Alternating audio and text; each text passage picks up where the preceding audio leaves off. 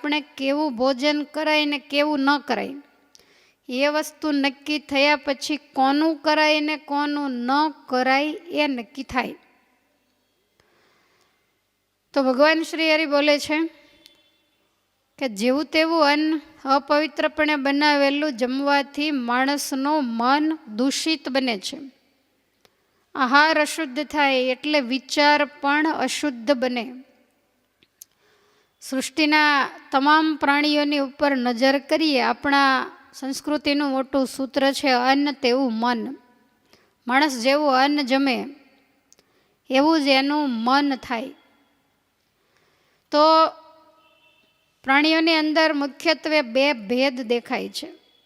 અમુક પ્રાણીઓ હશે એ અતિ ક્રૂર હોય, આક્રમક હોય, જનૂની હોય. જ્યારે અમુક પ્રાણીઓ છે એ બિલકુલ શાંત, ગભરું અને સહિષ્ણુતાવાળા હોય. તમે જુઓ તો સિંહ, દીપડા, વાઘ, ચિત્તા વગેરે પ્રાણીઓ. ત્યાર પછી પક્ષીઓમાં ગીધ હોય, સમળી હોય. તો આ બધા ક્રૂર છે અને હિંસક છે. એની સામે ગાય, ભેંસ, હાથી, ઘોડા, બળદ, પક્ષીઓની અંદર પોપટ હોય, કબૂતર, હુલા. તો આ બધા જ પક્ષીઓ બિલકુલ શાંત અને ગભરું છે. તો આનું કારણ શું? એનો આહાર. એક માંસાહારી છે, શિકાર કરનારા છે, એટલે ક્રૂર અને જનૂની છે. અને જે પ્રાણીઓ શાકાહારી છે એ બિલકુલ શાંત, સહિષ્ણુતાવાળા અને ગભરું છે. તો એવી જ રીતે મનુષ્ય ઉપર નજર કરશો તો એમાંય પણ આ વસ્તુ દેખાશે. પેઢી દર પેઢીથી જે માંસાહાર વગેરે કરતા એવા હોય તો એની અંદર યુદ્ધ પ્રેમ, હથિયાર પ્રેમ, હિંસા પ્રેમ, તો આ સર્વાધિકપણે એના લોહીમાં, પરંપરામાં જ જોવા મળે. અને પેઢી દર પેઢી જે લોકો શુદ્ધ શાકાહારી આહાર કરનારા છે તો એ પ્રજા છે એ હથિયારોથી ભાગવા માંડશે.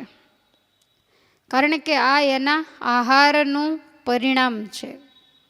આહાર એવો કરે તો માણસ ક્રૂર બની જાય, અને આહાર એવો સાત્વિક કરે તો માણસ એકદમ કોમળ હૃદયવાળો બને છે. તમે જુઓ, ક્ષત્રિયોની અંદર જે ખુમારી છે, હથિયાર પ્રેમ છે, આપણને એમ થાય કે બધા માંસાહાર કરનારા જ હથિયાર ઉગામતા હોય તો ક્ષત્રિયોને તો છૂટ આપી છે. પણ ક્ષત્રિયોની વાત જુદી છે. એ લોકો જ્યારે હથિયારનો ઉપયોગ કરતા હોય તો એ દેશને બચાવવા માટે, એ રાજ્યને બચાવવા માટે, કોઈ મા, બેન, દીકરીની લજ્જા બચાવવા માટે, ધર્મના રક્ષણ માટે, ગાયો અને બ્રાહ્મણોના પ્રતિપાલન માટે, સમગ્ર હિન્દુ સંસ્કૃતિના સંસ્કારોને જાળવી રાખવા, એનું રક્ષણ કરવા માટે કોઈ એવી વ્યક્તિ હોય અને એ સંસ્કૃતિને ઝાટકો મારતી હોય તો ક્ષત્રિયોએ જરૂર હથિયાર ઉઠાવવા જ જોઈએ. દેવ મંદિરો છે એ આપણી હિન્દુ સંસ્કૃતિની ધરોહર છે. તો એના ઉપર જ્યારે કોઈ જનૂની વ્યક્તિ આવીને આક્રમણ કરે ત્યારે ક્ષત્રિયોની પવિત્ર ફરજ છે, એના પૂજારીઓ બિચારા શું કરે? એ તો બધા બ્રાહ્મણ વગેરે હોય, એનું શસ્ત્ર ઉઠાવવો એ કામ નથી. પૂજારીઓની પણ કતલ થતી હોય છે. તો એ વખતે ક્ષત્રિયોની પવિત્ર ફરજ છે કે એમણે હાથમાં શસ્ત્ર લઈ અને સંસ્કૃતિનું, દેવ મંદિરો વગેરેનું રક્ષણ કરવું. સોમનાથ પાટણના મંદિર ઉપર જ્યારે મોહમ્મદ ગઝનીએ આક્રમણ કર્યું ત્યારે એ વખતે 50,000 ક્ષત્રિયો એના રક્ષણ માટે શહીદ થયેલા. તો આ વસ્તુ જરૂરી છે. એનો આહાર શુદ્ધ છે, પણ એના લોહીની અંદર દેશ દાજ છે, ખુમારી છે. અને એટલા માટે જ ભગવાને એને આ ખુમારી અને શસ્ત્રપ્રિયતા આપી છે, શસ્ત્રો વાપરવાની છૂટ આપી છે, બીજાનું પડાવી લેવા માટે નહીં. આપણે જે આહારની વાત કરી રહ્યા છીએ એ બીજાનું પડાવી લેવા માટેની વાત છે.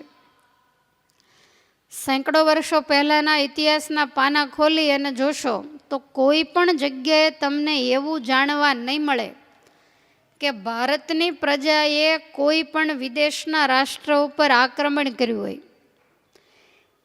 કોઈ પણ જગ્યાએ એણે નરસંહાર સામે ચાલીને કર્યો હોય, એના ધન દોલત એનું રાજ વગેરે પડાવી લીધું હોય, જ્યારે એની સામે જેટલી માંસાહારી પ્રજા છે, વિદેશી પ્રજા એ દુનિયામાં દૂર દૂર ગઈ છે, રાજ્ય માટે, ધન માટે, સત્તા માટે ઘોર નરસંહારો કર્યા છે, ત્યાંની પ્રજાઓ ઉપર એણે ત્રાસ ગુજારવામાં પણ કાંઈ બાકી મૂક્યું નથી. સત્તાઓ કબજા કરી અને ધન દોલત બધું લઈ ગયા. આનું કારણ તો કે એનામાં આ જનૂનીપણું છે, બીજાનું લઈ લેવાની ભાવના છે, તો એ મુખ્ય અસર આહારની છે. એટલે વિચારો એવા આવે છે. આહાર છે એ માત્ર શરીરને પુષ્ટ બનાવે એવું નહીં, જેવો આહાર કરીએ એવું શરીર બને, એની સાથે મન બને છે. કોલેજોની અંદર ભણતી તમારી જે યુવાન દીકરીઓ હોય, ખૂબ ડાય હોય, સંસ્કારી હોય, તમારા કયા પ્રમાણે જ રહેતી હોય, પણ કોઈ એવા યુવાનો મળી જાય અને એની જ્યારે દ્રષ્ટિ બગડે ત્યારે એ કોઈને કોઈ કોલેજોની અંદર બર્થડે કે પાર્ટી કે એવું કંઈક હોય અને હોટેલોમાં એ બાને બધાઈને બોલાવ્યા હોય, અથવા તો સ્કૂલની અંદર ઘેર આવું કંઈક ગોઠવ્યું હોય, તો એ બર્થડે ને બાને પીણાની અંદર એવી કંઈક વસ્તુ પીવડાવી દે કે પિતાની સાથે જ એ સંસ્કારી દીકરીનું મનોવલણ છે એ એકદમ બગડી જાય. પોતાના માતા પિતા ઉપર પણ એને એવું હેત હોય, નાના ભાઈઓ બહેનો હોય તો એના ઉપર પણ એવો લગાવ હોય. દયાવાળી જે દીકરી હોય, પણ આવું કંઈક એ પીવા માંડે, અજાણતા પણ એની અંદર જાય એટલે એની માનસિક સ્થિતિ બદલાઈ જાય. પછી એ પાપાચારને માર્ગે ખેંચાય, પછી એ જ યુવાન તરફ એનું મન હંમેશા ખેંચાયા કરે. ઘરનો ભ્રાતૃપ્રેમ, માતૃપ્રેમ, પિતૃપ્રેમ આ બધું એની અંદર ભૂલાઈ જાય. માતા પિતાએ 20-20, 22-22, 25-25 વર્ષ સુધી જે એના ઉપકારો કર્યા હોય એ તમામ ઉપકારોને એ ભૂલી જાય અને પોતાનું મન જ્યાં માને ત્યાં જાય, પાપના માર્ગે પ્રવર્તે અને આખી જિંદગી હેરાન પરેશાન થાય. માતા પિતાની જે આબરૂ, એની જે ખાનદાની, એને લાંછન લગાડે. આ આહારનો પ્રતાપ છે. ખાસ કરીને કોલેજની અંદર ભણતા ભાઈઓ બહેનોને ખાસ નમ્ર વિનંતી છે કે કોઈ પણ અજાણી પાર્ટીઓમાં જઈને કોઈ પણ વસ્તુ ખાવી પીવી નહીં. જેનો આપણને વિશ્વાસ નથી, જેનો આપણને ભરોસો નથી. આજે વિકૃત મગજનો માણસ આપણી સાથે બહુ સારું વર્તન કરતો હોય, પણ અંદર શું વિચારતો હોય એની આપણને ખબર નથી. અને ઘણી વખત અજાણતા એના ભોગ બની જવાતું હોય છે. એ દીકરીની આખી જિંદગી બગડે, એના મા બાપની લાઈફ પણ બગડી જાય. એટલે આ બધા સંસ્કારો છે એ આહારની અસરથી ધોવાઈ જાય છે. બીજા પણ આહારના ઘણા બધા પરિણામો સમાજની અંદર દેખાય છે. જેવા તેવા અપવિત્ર આહાર કરવાને કારણે આજનો જે યુવા સમાજ છે એ અસંયમી બન્યો છે. એને પોતાની ફરજ, પોતાનો ધર્મ, પોતાના કુળ કુટુંબનું ગૌરવ એનું કોઈ ભાન રહેતું નથી, કારણ કે આહાર બગડવા માંડ્યો. શરૂઆતમાં જતા હોય ત્યારે સ્કૂલે નાસ્તાના ડબ્બા લઈ જતા હોય, પછી ધીમે ધીમે કરતાં બહારથી લઈ અને ખાતા શીખી જાય. અને એમ કરતાં ધીમે ધીમે એવી લત લાગે કે પછી યુવાન થાય તોય પણ એને જ્યાં ત્યાં આહાર કરવો એ જ ગમે અને એ જ એને ભાવે. એની અંદર કોઈ રોકટોક કરે તો તરત જ મગજ કંટ્રોલ ગુમાવી દેતો હોય છે. અને એને કારણે જેવો તેવો આહાર જ્યારે અંદર જાય ત્યારે માણસની સંયમની દોરી તૂટી જાય.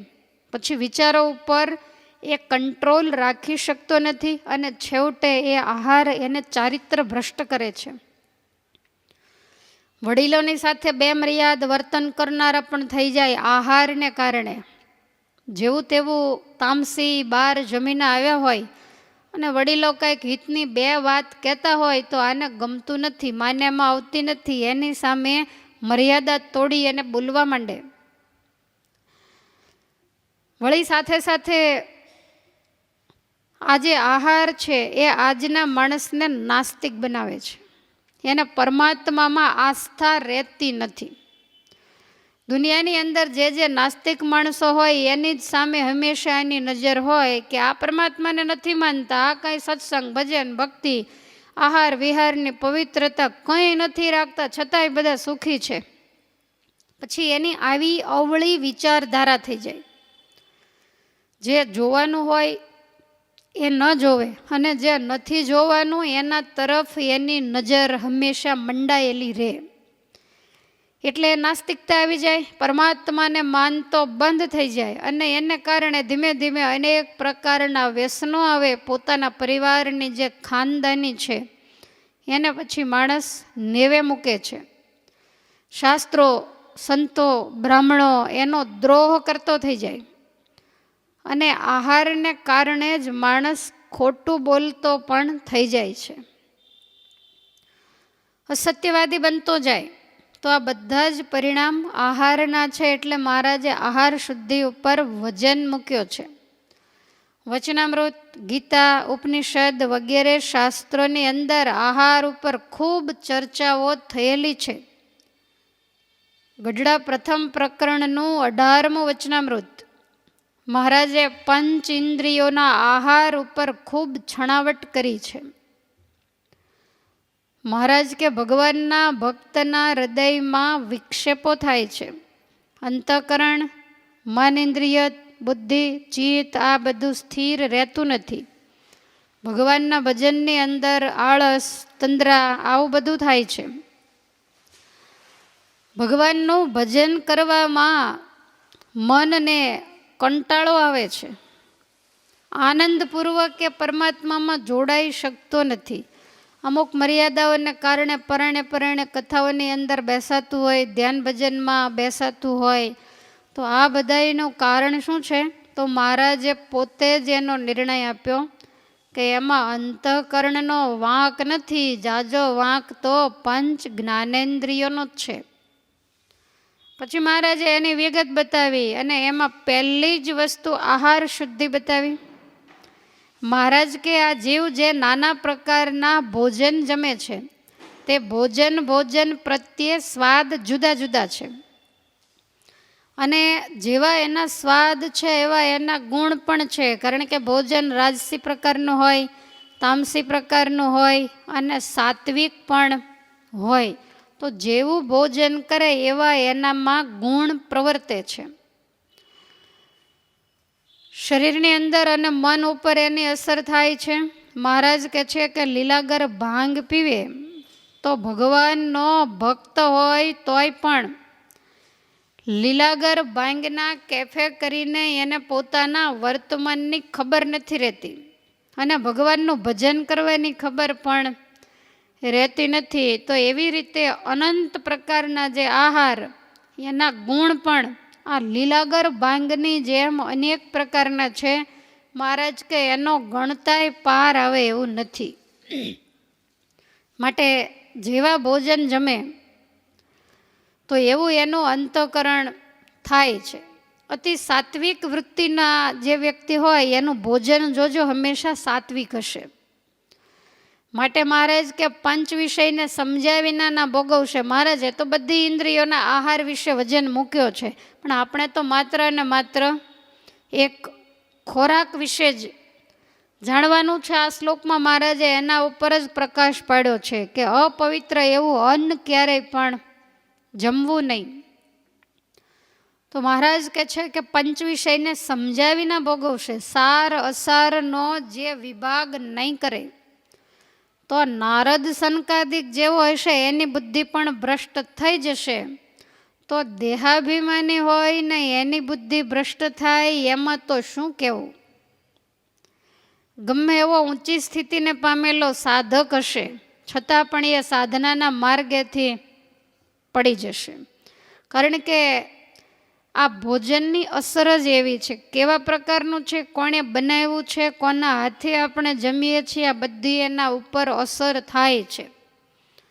અને આપણે કથાને જાણીએ છીએ, એકલ શૃંગી ઋષિ ધ્યાને રેતા બેસી, સ્વાદ ચાખ્યો ને રડ લાગી રે જીવલડા, તરત છૂટી તાળી તપ નાખ્યો બાળી, બની વાત સર્વે બગાડી રે જીવલડા.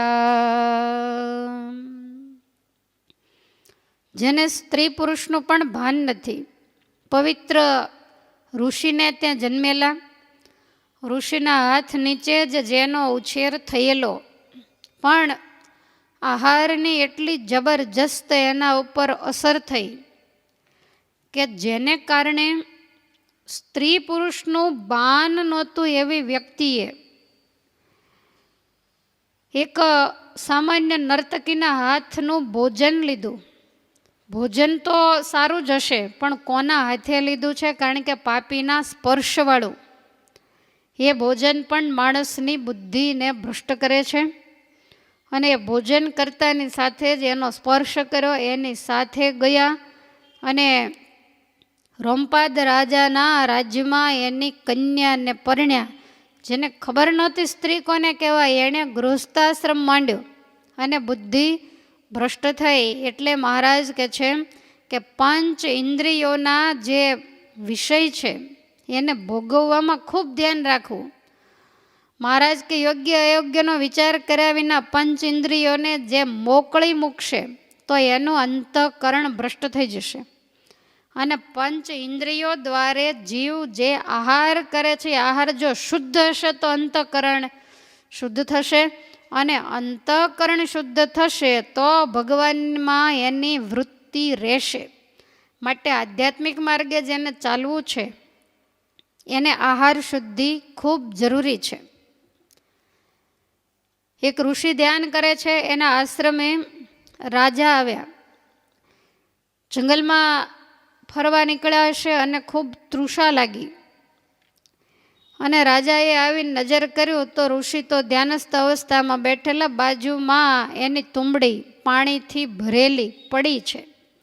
આજુબાજુમાં હશે ક્યાંક નદી ઝરણા, પણ હવે તરસ્યો માણસ તો જ્યાંથી મળે ત્યાંથી પીવાની ઝપટ મારે. એટલે રાજાએ જોયું તો પેલી તુંબડી ભરેલી સરસ નિર્મળ જળ. ઋષિને કાંઈ ખ્યાલ નથી, અને એને આપણે જેવા ધ્યાન માનસી હતા નહીં કે કોકના પગનો અવાજ સંભળાય તો જાગી જઈએ. અશ્વ ઉપરથી ઉતરી રાજાએ ચારે બાજુ નજર કરી, તુંબડીની સામે જોયું, ધીરે રહી બે હાથે તુંબડી લઈ મોઢે માંડી જળ પીધું. અને પછી આશ્રમમાં આજુબાજુમાં ફરે છે તો પાછળ એક સરસ મજાનું ઝરણું ચાલ્યું જાય. વિચાર કરે કે ઋષિ મહાત્મા છે અને એ પોતાને પીવા માટે જળ લઈને બેઠા હોય, પણ ઉતાવળ કરીને મેં એમાંથી પી લીધું. એટલે વળી પાછું એ પાત્ર લઈ જઈ અને એ ઝરણામાંથી અધૂરું હતું એ ભરીને પૂરું કરી દીધું.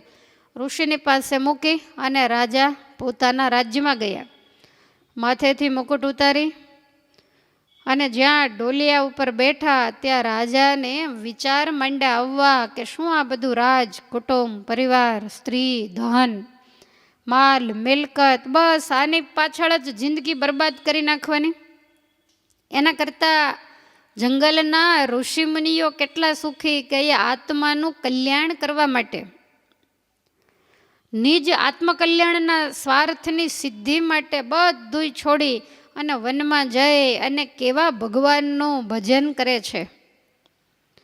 માટે મારે પણ રાજ છોડી અને તપશ્ચર્યા કરવા માટે વનમાં જવું છે, આવા વિચારો એને આવવા લાગ્યા. કારણ પવિત્ર એવા ઋષિની તુંબડીનું પાણી પીધું, અને એ તુંબડીમાંથી જે કાયમ પાણી પીતા એ મહાત્મા ત્યાગી અને વૈરાગી હતા.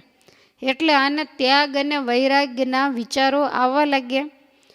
હવે ઋષિ જાગ્યા એટલે એણે પણ બાજુમાં તુંબડી એમની એમ જ, એટલે એમાંથી એમણે પણ પાણી પીધું. પણ પાણી પીને જે આંખો બંધ કરી ત્યાં અંતરમાં રાજસી વિચારો આવવા લાગ્યા. રાજા મહારાજાઓ બધાય કેવા સુખી છે, મોટા મોટા રજવાડાઓને ભોગવે છે, પુત્રવત પ્રજાનું પાલન કરે છે, રાજધર્મને પાળે, તોય એની મુક્તિ થાય. એમાં કાંઈ તપ કરીને ખપી જવાની જરૂર નથી. આવા રાજસી વિચારો એને આવવા લાગ્યા. ભગવાનની સ્મૃતિ રાખવાનો પ્રયાસ કરે પણ ભગવાનની સ્મૃતિ થાય નહીં. મન તેલ ધારાવત જોડાય નહીં. થોડી વાર જોડાય, વળી પાછા રાજસી વિચારો આવવા લાગે. ઋષિને એમ થયું કે ક્યારેય નહીં, અને આજ આવું કેમ થયું? એટલે એણે તરત જ આંખો બંધ કરી અને આર્તદ્રષ્ટા મુનિ એટલે દીર્ઘ દ્રષ્ટિ કરતા એને ખ્યાલ આવ્યો કે મારી તુંબડીમાંથી રાજાએ પાણી પીધું અને એનું એઠું પાણી મેં પીધું, એટલે મને રાજસી વિચારો આવવા લાગ્યા. ઋષિને એ પણ દેખાયું કે રાજાને ત્યાગ વૈરાગ્યના વિચારો આવે છે. આવા અનેક અનુભવો થયા પછી એ ઋષિઓએ હાથમાં કલમ લઈ અને રાજસી વિચાર કોને કહેવાય, રાજસી ખોરાક કોને કહેવાય, સાત્વિક કોને કહેવાય, તમોગુણી કોને કહેવાય, આ બધા વિભાગ કર્યા છે. એ લોકોએ સીધા પોતાના અનુભવો જ અલગ અલગ સ્મૃતિઓની અંદર નોંધ્યા છે. અને તરત જ એ મુનિએ વોમેટ કરી નાખ્યું, એ પાણીને બહાર કાઢી નાખ્યું અને પછી એ તુંબડીને માંજીને સાફ કરી પાછા ઝરણામાંથી ભરી આવ્યા અને એ જળ પીધું. ત્યારે અંતરમાં શાંતિ થઈ અને મન છે એ મૂળ રસ્તે ચાલવા લાગ્યું. માટે આહાર ઉપર ઘણો બધો આધાર છે. છાંદોગ્ય ઉપનિષદ એવું બતાવે છે કે આહાર શુદ્ધૌ સત્વશુદ્ધિ, સત્વશુદ્ધૌ ધ્રુવા સ્મૃતિ. માણસ જ્યારે આહારને શુદ્ધ કરે ત્યારે સત્વશુદ્ધિ થાય, અને જ્યારે સત્વશુદ્ધિ થાય ત્યારે ભગવાનની અખંડ સ્મૃતિ રહે. સત્વ કહેતા વિચારોની શુદ્ધિ, તો ભગવાનમાં અખંડ સ્મૃતિ રહે. અને સત્વશુદ્ધિવાળો માણસ એ સારા પુણ્ય કર્મ કરવાના વિચારો પણ કરી શકે. બીજાને દુઃખી જોવે તો એનું હૃદય તરત દ્રવિત થઈ જાય, કારણ કે આ સાત્વિક વૃત્તિનો માણસ છે. અને એ વ્યક્તિ છે એ ક્યારેય ચારિત્ર ભ્રષ્ટ નહીં થાય, એ હંમેશા ચારિત્રશીલ બનશે. ચારિત્ર ભ્રષ્ટ કોઈ પણ માણસ થાય છે તો એની પાછળ ઘણા બધા કારણો જવાબદાર હોય. એમાં પહેલું કારણ છે આહાર. આહારની અંદર જ્યારે ફેર પડે ત્યારે માણસના વિચારો બગડતા હોય છે. માણસ જ્યારે ભોજન કરવા બેસે ત્યારે એને ઘણી બધી બાબતો વિચારવી જરૂરી છે.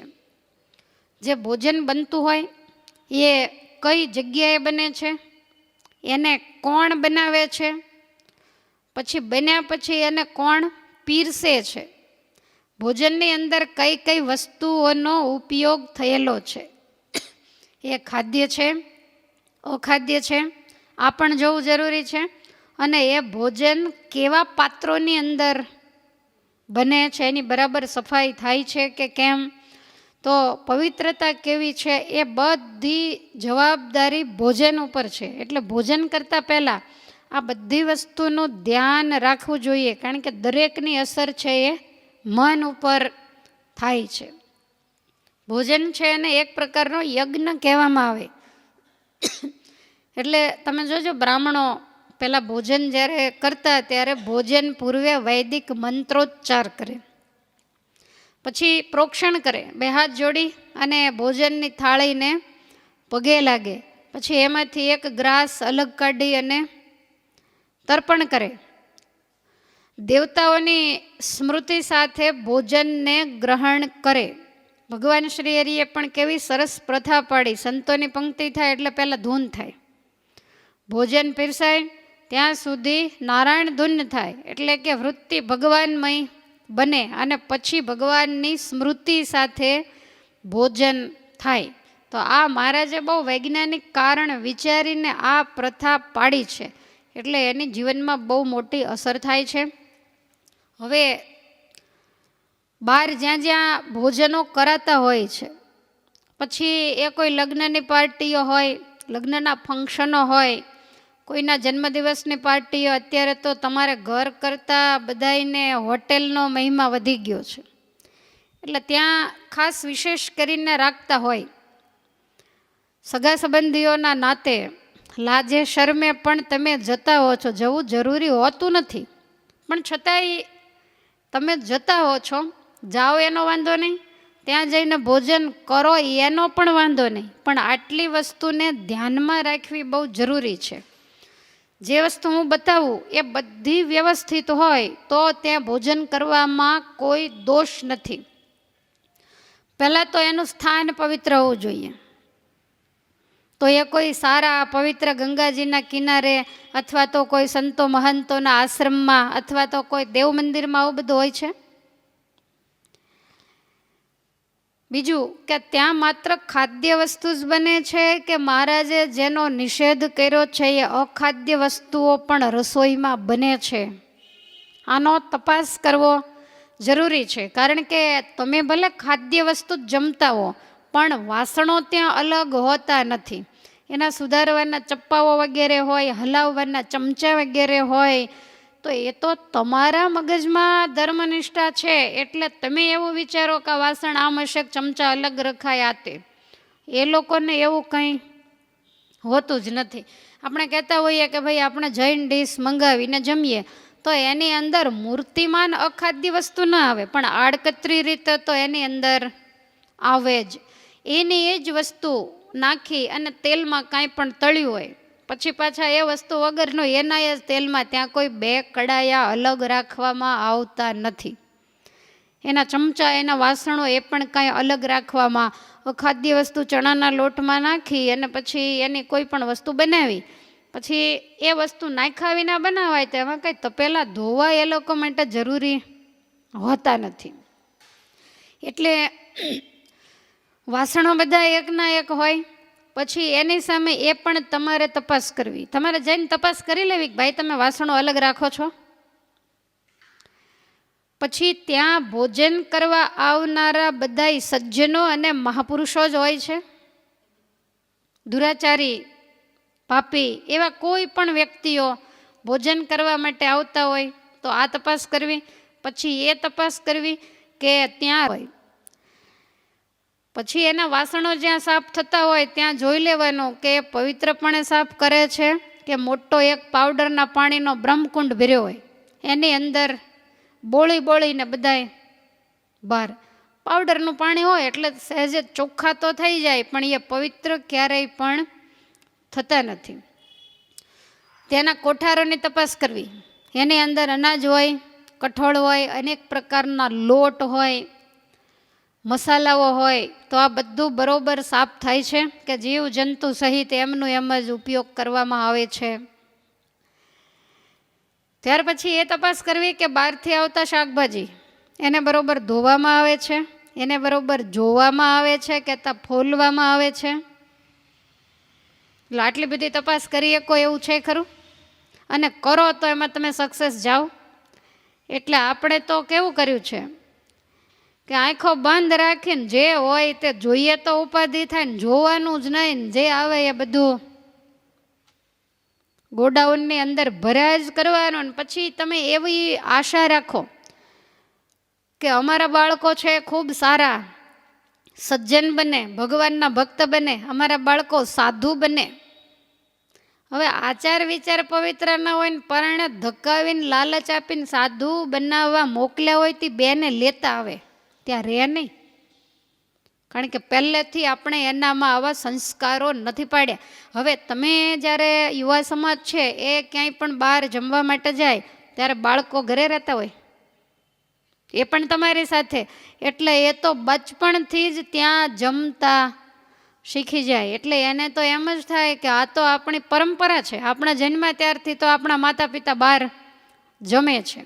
એટલે ત્યાંના શાકભાજી વગેરે જે કાંઈ હોય એને બરોબર ફોલીને કોઈ ઝીણી નજરે જોતું નથી.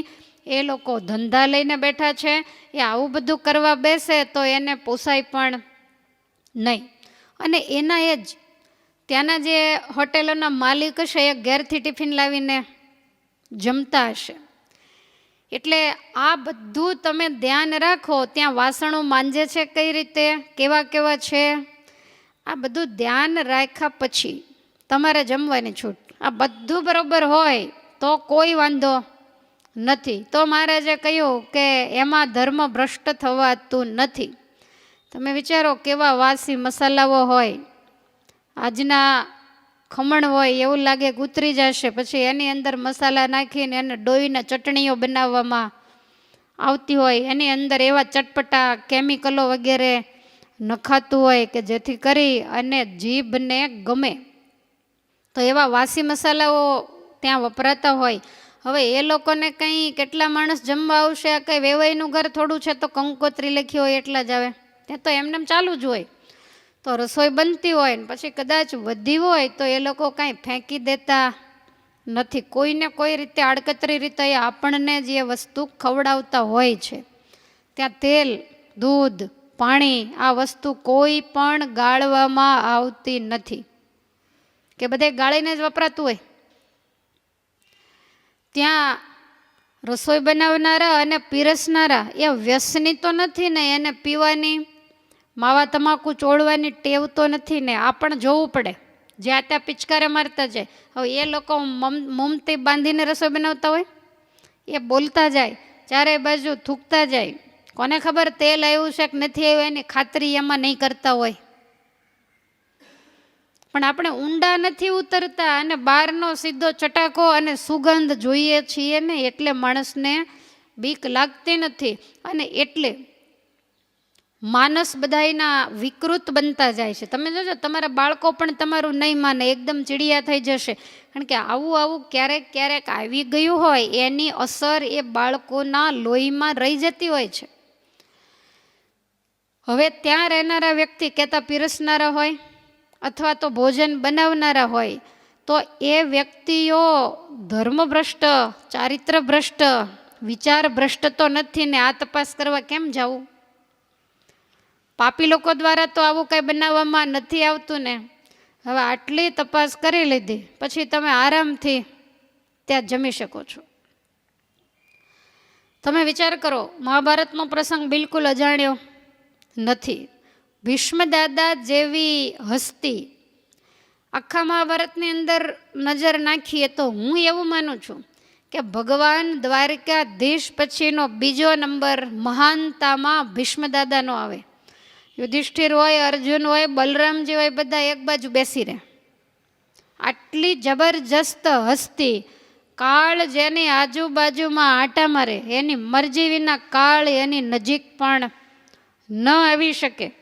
અને તમામ ક્ષત્રિયો આખી દુનિયાના જેનું નામ સાંભળીને ધ્રુજે. હવે આવી મહાન હસ્તી અને એની સામે ભગવાનના ભક્ત કાંઈ જેવા તેવા કેવાય? ભગવાનના ભક્ત આટલા મોટા રજવાડાની અંદર રહેવા છતાં એક ઋષિ મુનિ જેમ બધેથી નિષ્પૃહ થઈ તમામ જગ્યાએથી વૃત્તિઓને તોડી અને પરમાત્માનું ભજન કરે, એમ કલાકોના કલાકો સાધના કરનારો આ મહાપુરુષ. ધર્મ શું છે, અધર્મ શું છે, ન્યાય અન્યાય કોને કહેવાય, આ બધું ખૂબ સારી રીતે શાસ્ત્ર પ્રમાણિત જાણનારી આ વ્યક્તિ છે. અને છતાંય પણ આખી જિંદગી એ કોના પક્ષે રહ્યા? અધર્મના પક્ષે રહ્યા. એ નહોતા જાણતા એવું નહીં. હા, એમણે એમના પિતાને વચન આપ્યું હતું કે હું ગાદીને વફાદાર રહીશ. જે રાજા હસ્તિનાપુરની ગાદી હશે મારે માટે માન્ય અને પૂજ્ય હશે. તો એ રાજા અધર્મી હોય તો એને ઉઠાડીને ધર્મવાળા રાજાને નહોતા બેસાડી શકતા. કારણ કે રાજ્યના માલિક ધૃતરાષ્ટ્ર કે પાંડુ તો પછીની વાત છે, પહેલાં તો ભીષ્મ દાદા હતા. શંતનુ મહારાજાના એ પાટવી કુંવર કહેવાય. પહેલું રાજ્ય એને મળે. પણ પ્રતિજ્ઞાબદ્ધ થઈ રાજ્યની અંદર જળ કમળવત રહેનારી જે વ્યક્તિ, અખંડ ભગવાન પરાયણ વ્યક્તિ, અને જ્યારે યુદ્ધના મંડાણ થયા ત્યારે આમ તો દુર્યોધન વગેરેને ખબર જ હતી કે આ દાદા ઉપરથી જ આપણો પક્ષ રાખે છે, બાકી અંદરથી તો એ પાંડવોના પક્ષ જ છે. અને કદાચ યુદ્ધ કરશે તોય ખબર નહીં ધર્મયુદ્ધ કરશે કે કેમ, કારણ કે જેના પક્ષે રહીને યુદ્ધ થતું હોય એ વફાદારીથી થાય, પછી સામે ભલે પોતાના ભાઈઓ હોય કે ગમે તે હોય, વફાદારીથી થાય એને ધર્મયુદ્ધ કહેવામાં આવતું હોય. અને એ માટે કર્ણ શકુની બધાએ ભેગા થઈને વિચાર કર્યો કે લાગતું નથી કે ભીષ્મ દાદા આપણા પક્ષે રહીને યુદ્ધ કરશે. શકુની કહે છે કે એના માટે એક ઉપાય કરવો પડે. આપણે એને અપવિત્ર અન્ન જમાડીએ, એની બુદ્ધિ દૂષિત થાય એટલે ધર્મનો પક્ષ મૂકીને અધર્મના પક્ષે યુદ્ધ જરૂર કરશે. નહીતર એવું પણ બને કે ભીષ્મ દાદા યુદ્ધની અંદર તટસ્થ રહેત, એક પણ બાજુ ન જાત, કારણ કે એમના માટે તો બંને એના દીકરાઓ જ ગણાય. એટલે દુર્યોધને પોતાના રસોડેથી ભોજન મંગાવી અને પોતે એનો સ્પર્શ કરી અને ભીષ્મ દાદા માટે મોકલ્યું. અને એ અન્ન ભીષ્મ દાદા જમ્યા. દાદાને વિચાર આવવા માંડ્યા, પાંડવો ધર્મવાળા છે, બધી વાત સાચી, એના પક્ષમાં દ્વારકાધીશ છે એટલે વિજય પણ એનો જ થશે. પણ નિયમ પ્રમાણે ક્ષત્રિયનો હંમેશા નિયમ હોય કે યુદ્ધ કરવું તો વફાદારીપૂર્વક કરવું. તો કૌરવોના પક્ષે છું, હસ્તિનાપુરની ગાદી ઉપર અત્યારે ધૃતરાષ્ટ્ર છે. ભલે ધર્મ અને અધર્મ વચ્ચે યુદ્ધ થાય તો એમાં વિજય તો ધર્મનો જ થશે, પણ મારે મારી વફાદારી ન ચૂકાય. એમ વિચારીને એણે કૌરવ પક્ષે યુદ્ધ કર્યું. અર્જુન અને દુર્યોધન બંને જઈને દાદાને કહ્યું કે આ રીતે યુદ્ધ છે તો દાદા તમે શું કરશો? ત્યારે ભીષ્મ દાદાએ એવું કહ્યું કે અર્જુન, તમને હું ઓળખું છું, પણ તમારી સાથે દ્વારકાધીશ છે એટલે તમારે ચિંતા કરવાની જરૂર નથી. પણ હું તો ગાદીને વફાદાર છું એટલે કૌરવ પક્ષે રહીને યુદ્ધ કરીશ. આ અન્નની આટલી બધી અસર થઈ. આપણામાં કહેવત છે, ખાય મોઢું અને લાજે આંખ. અને છેવટે આપણે જાણીએ છીએ કે 10 દિવસ સુધી દાદાએ એ પક્ષે રહી અને યુદ્ધ કર્યું. છેવટે રણસંગ્રામ પૂર્ણ થયો, સત્યનો વિજય થયો. ધર્મરાજ ગાદી ઉપર ન બેસે ત્યાં સુધી ભીષ્મ દાદાને પ્રતિજ્ઞા હતી કે શરીર છોડવું નહીં. એ લોહીથી લથપથ શરીર એને બાણશૈયા ઉપર રાખવામાં આવ્યું, પીપળા નીચે. પીપળો છે એ ભગવાનનું સ્વરૂપ છે. અને જ્યારે ધર્મરાજાનો રાજ્યાભિષેક થયો, ભગવાન દ્વારિકા જવા માટે તૈયાર થયા, પરીક્ષિત મહારાજાનો જન્મ થયો. અને ત્યાર પછી ભગવાનને યાદ આવી ગયું કે ભીષ્મ દાદાને વરદાન આપેલું છે અંતકાળે દર્શન આપવા. એટલે ભગવાન કહે છે કે ભીષ્મને દર્શન દેવા જવું છે. પાંડવો કે અમે પણ આવીએ. બધાએ ભેગા થઈને ત્યાં ગયા. ત્યારે ભગવાને ભીષ્મ દાદાને એવું કહ્યું કે આ તમારા દીકરા યુધિષ્ઠિર રાજ્યાભિષેક થઈ ગયો, ગાદી ઉપર બેઠા છે, પણ છતાંય વનમાં જવાના વિચારો કરે, રાત્રિ દિવસ પસ્તાવો કરે કે આ ધરતીના ટુકડા માટે અમે કેટલાયના ચૂડી ચાંદલા ભંગાવ્યા, કેટલાયની અમે હત્યા કરાવી, લોહીની નદીઓ વેવડાવી. આના કરતાં તો વનફળ ખાઈને પરમાત્માનું ભજન કર્યું હોત તો સારું હતું. 12 વર્ષ વનમાં ફર્યા, ત્યાં જે આનંદ હતો એ આનંદ આજ હસ્તિનાપુરની ગાદી ઉપર નથી.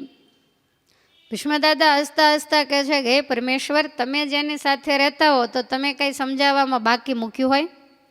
ભગવાન કે હું નિષ્ફળ ગયો ત્યારે તમારી પાસે લાવ્યો છું, માટે એને તમે સમજાવો. અને આપણે જાણીએ છીએ કે ભીષ્મ પર્વની જે કોઈ ઉપદેશાત્મક કથા છે એ ધર્મરાજાને ઉદ્દેશી અને ભીષ્મ દાદાએ સમજાવી. આટલું બધું દાદાનું જ્ઞાન જોઈ અને દ્રૌપદી જરાક હસ્યા. ભીષ્મ દાદાએ પૂછ્યું કે હસવાનું કારણ? ત્યારે દ્રૌપદી કહે છે કે દાદા, આટલું બધું જ્ઞાન, આટલી બધી તમારી સમજણ, તો એ ભરી સભામાં જ્યારે દુશાસને મારી સાડી ખેંચી ત્યારે સમજણ ક્યાં ગઈ હતી? તે દિવસે મેં કેટલાય પુકારો કર્યા, પણ છતાંય નીચું જોઈને તમે બેસી રહ્યા. દાદા, તે દિવસે જો તમે નિર્ણય આપ્યો હોત અને તમે દુર્યોધનને એમ કીધું હોત કે દ્રૌપદીને અડીશ નહીં, તો દુર્યોધનની નહીં, એના પિતા ધૃતરાષ્ટ્રની પણ તાકાત નહોતી કે મારી સામે નજર નાખી શકે. અને છતાંય તે દિવસે તમે કંઈ ના બોલ્યા, નીચું જોઈને બેસી રહ્યા, તો તે દિવસે આ બધું જ્ઞાન ક્યાં ગયું હતું? અને તે દિવસે ભીષ્મએ એવું કહ્યું કે મેં પાપી દુર્યોધનના કોઠારનું અન્ન ખાધેલું, એટલે તે દિવસે આ મારું જ્ઞાન છે બધું ઢંકાઈ ગયેલું. તે દિવસે હું બોલી જ ન શક્યો. અંતરથી મને ખ્યાલ હતો આ ખોટું થાય, અધર્મ થાય. કોઈ પણ સ્ત્રીની લજ્જા ભરી સભામાં ન લઈ શકાય, જે લે એ મોતનો દંડ ભોગવે. અને આ તો અમારી ને અમારી કુળવધુ, અને એની લજ્જા લૂંટાણી. તે દિવસે અમે કાંઈ બોલી શક્યા નહોતા. એનું કારણ કે એ પાપીનું અન્ન અને એનું લોહી મારી નસે નસમાં વહેતું. એટલે હે સતી, હું કાંઈ બોલી ન શક્યો. ત્યારે દ્રૌપદીજી કહે છે કે તમારી નસમાં તો એનું એ જ લોહી છે. દુર્યોધનનું ભોજન કરતાં કરતાં જ તમે આ બાણશૈયા ઉપર પોઢ્યા છો. ત્યારે ભીષ્મદાદા એવું બોલ્યા કે એ લોહી બધું નીકળી ગયું. તારા પતિ અર્જુને એટલા બધા બાણ માર્યા, ચાળણી જેવું મારું શરીર થઈ ગયું છે, એકદમ સફેદ શરીર થઈ ગયેલું, બધું જ લોહી નીકળી ગયેલું. પાપીના અન્નમાંથી બનેલું રક્ત રુધિર જ્યારે બધું જ નીકળી ગયું, ત્યારે મને આ મારા જ્ઞાનની સ્મૃતિ થઈ છે. તમે વિચારો કે ભીષ્મદાદા જેટલી કોઈનામાં શક્તિ, સામર્થ્ય, તાકાત ખરી? ભગવત નિષ્ઠાનું બળ ખરું? છતાંય પણ એને જો આ આહારે દગો દીધો હોય તો આપણે ધ્યાન ન રાખીએ તો આપણી સ્થિતિ શું થાય એ આપણે વિચારવા જેવું છે. એટલે માણસના તમામ વિચારોનો આધાર એના આહાર ઉપર છે.